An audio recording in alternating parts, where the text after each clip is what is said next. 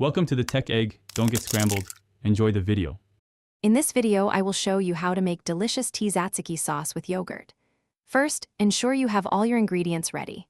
The foundation is 5 cups of full-fat Greek yogurt, which provides that creamy, rich base. You'll also need 1 large cucumber, a couple of cloves of fresh garlic, and a handful of fresh dill.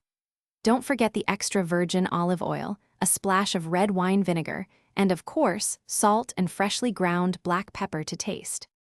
The key to a thick, flavorful tzatziki is properly preparing your cucumber. Start by grating 1 large cucumber using the large holes of a box grater. Once grated, place the cucumber in a clean kitchen towel or several layers of paper towels. Squeeze out as much liquid as possible.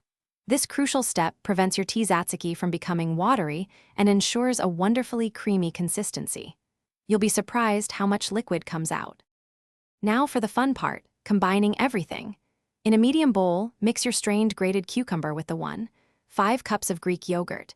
Mince 2 cloves of fresh garlic and add them to the mixture. Stir in 2 tablespoons of freshly chopped dill. Next, drizzle in 1 tablespoon of good quality extra virgin olive oil and 1 teaspoon of red wine vinegar. Season generously with salt and freshly ground black pepper, then mix well. For the best flavor, cover your tzatziki and chill it in the refrigerator for at least 30 minutes. This allows the flavors to meld beautifully.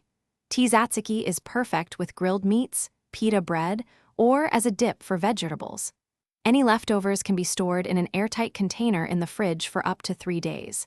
It's a versatile sauce you'll want to make again and again.